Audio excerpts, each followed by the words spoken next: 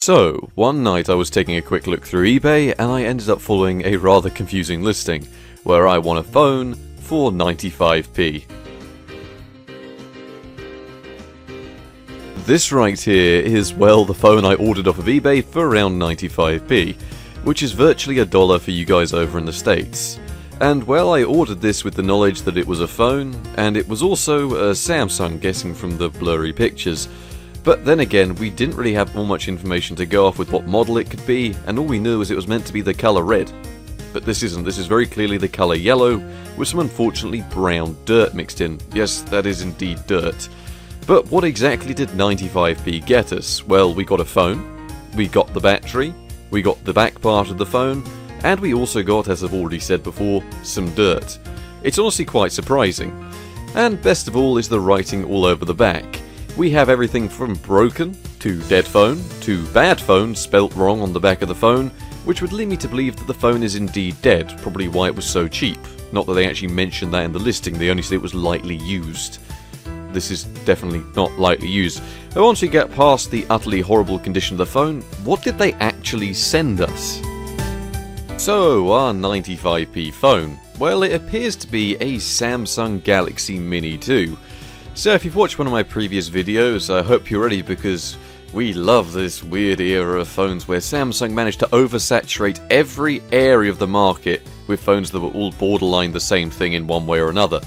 Released in early 2012, this 7-year-old beast has a 3.2-inch TFT screen with viewing angles designed for people with no eyesight. It does, however, boast a decently capable Snapdragon S1 processor and Adreno 200 graphics. 512MB of RAM is on board, as well as a microSD card support in the form of a microSD card slot. 4GB of internal storage is there, along with 1GB actually being usable, because the rest is mostly to hold the operating system and the whole host of updates that have happened since 2012. Other than that, you've got the likes of a headphone jack and all that jazz. In other words, it just aimed to mimic the high-end smartphones of the era with every feature in existence, while cutting costs for things like screen and camera quality, as well as the form factor. Which, I would praise it for, but Samsung's whole lineup was dedicated to doing this back then. Virtually all these phones, from the Samsung Galaxy Y to the Galaxy Ace to the Galaxy Mini, all achieved the same thing. But then again, I can't hate on it, as it did cost me less than £1. So for those of you who didn't manage to see the carnage in the first section, this device is utterly filthy, so what we're going to be doing is giving it a proper spray down with some cleaning solution, getting all the contacts clear, getting the writing off, and then we're going to find out if this thing can actually get itself fired up and ready to go. At least, you can call it a mini restoration if you want, we just kind of want to see if we can use the phone.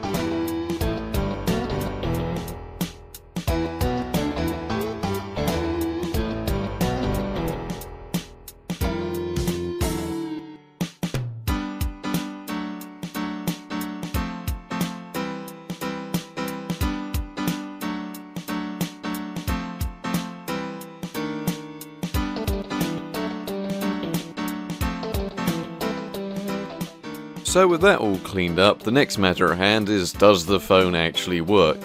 And well, that's where things get interesting. See, I used a brand new micro USB cable costing more than the actual phone itself, and things were off to a good start as we got the phone showing up with the battery icon, and then we even managed to get the phone to boot to the operating system, which is the brilliant Android 2. So it seems strange that this phone had broken written all over it, considering that it seemed like it was working absolutely fine. And then the issues started.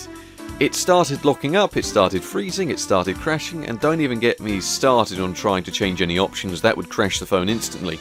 So the 95p, it turns out, sometimes and occasionally could try and start an app, but that's about it, and there is the 95p phone experience. But this is a budget builds video, and we aren't exactly going to stop here. No, this is where the fun begins. Well, fun at least for you guys. Trying to fix this thing genuinely took far too long, but here we go. So here are the issues. In hindsight, it's all actually pretty simple. You know how this thing ends up using a lot of its storage to keep Android on it? Well, that memory degrades, and ridiculously, it can end up killing not only the operating system, but also its own recovery. meaning the phone will just end up trying to do nothing. Occasionally you might even get a sort of RAM dump, occasionally you get the phone to boot. Apparently it was a miracle this thing booted in the first place when I spoke to people online. And of course this is a whole host of issues that are apparently quite common, and you can just find them when you Google it really. There's people with videos showing the same issue and they can't exactly fix it. But how did I solve this problem, I hear you ask? Well, most of you will be thinking, why not flash a recovery because that'll work? Well, no. It really doesn't, because you can't boot to it with the phone in this state. So here's what I had to do. So firstly, I had to put the phone back to its original firmware, the thing that actually Samsung would have put on here from the factory, then get the phone back into download mode, flash a really old 2012 custom recovery, where we could delete the system, format the entire phone, and then flash a new custom recovery, where we could from there create new partitions on the phone's already dying storage, and then flash a new operating system or ROM, however you want to call it, and then, well, it did work. See, you can't just flash a custom recovery and boot to it, because the phone won't understand that it's there, and it will just keep crashing by trying to boot the OS instead of going to the custom recovery. It took me a while to figure it out, and apparently it's a really common issue. Either way, after hours of painstaking work, where I just wanted to throw the phone at a brick wall, it was now booting. So here we have it, the 95p phone up and running with a more modern Android 4.2, which is a custom version of the Cyanogen mod. There are plenty of other ROMs out there which are worth a shot, but at the end of the day, this is the one I ended up finding that worked best. I did try a few others, but I don't really touch on that in the video. But at least, it's the one that I think we can get away with the most usability on. So because I now seem to hate myself with how much effort I've put into trying to get this phone working, I decided why not? Why don't I try and live with this phone? Which is exactly what I set off to do. Every task I needed to do, my first port of call was the phone. So real quickly, why don't we get into what happened? First of all, ridiculously, the same night that I'd ended up fixing the phone, I decided it was about time I popped outside and maybe got some food or, get some petrol. And it was about this time I thought, maybe I'll listen to some music, which I decided was something that most phones should be able to do okay. And actually this phone, credit to it, it was a bit slow getting around Spotify, which is what I decided to use, but so far I managed to browse for them songs, put them in a playlist, and then pair the phone to my car, and then play the songs. I will say, it didn't have any issues at all pairing to the car. It took a few seconds of dropping in and out before it would actually start playing clearly, but after that, it ran absolutely fine no matter how far I was driving. You can't skip songs, and the pause and play function definitely has some delay, but either way it was off to a good but slow start. However, once I'd done some driving, I felt like it might be time to, try and use maps or something like that and decide where else to go to. Just to actually see if the phone could do it.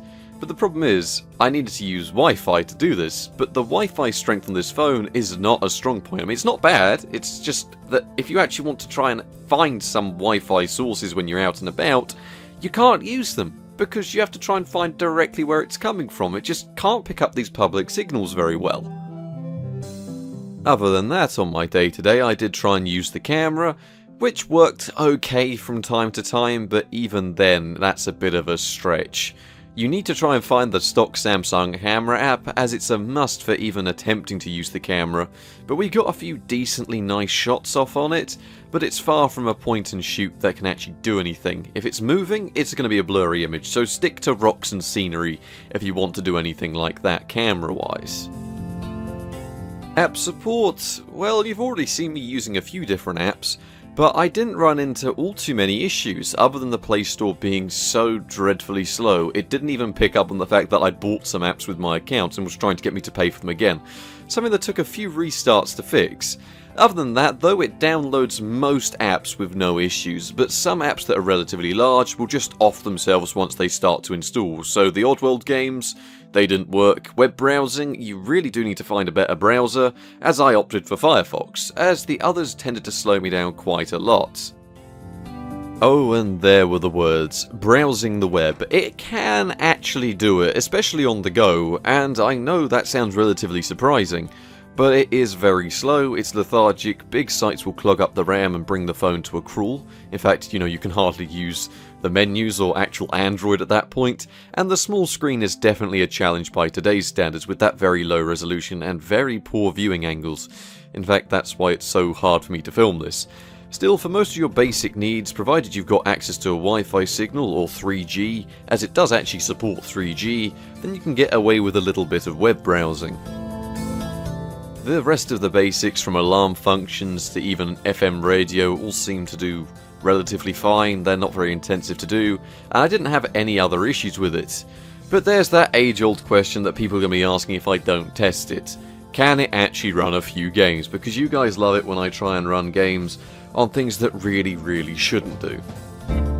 I decided to start it off at the shallow end, something you very rarely hear from me when I'm testing things, with Hill Climb Racing, which is just a standard mobile game, and even then it did have a few hitches here or there, but ultimately it was a really solid experience on the go, and the worst area was loading times, which is fair enough considering the lacking RAM and failing storage. All in all though, as long as you don't mind a few hitches, it ran alright, and I didn't notice any major problems. Then we had the likes of PS1 emulation, and even with really intensive titles like Metal Gear Solid in a lowly 240p resolution, we actually had a decent experience. I know, it's really surprising. It definitely had its fair share of slowdown in places, but it was more than playable, which is exactly what counts when you're playing on a budget of less than £1. If you just want some one-off missions on the go with the VR mode or whatever it is, or the virtual training that it has, then I could definitely see this being an enjoyable way to go about it. Now this is an intensive test, especially for 95p.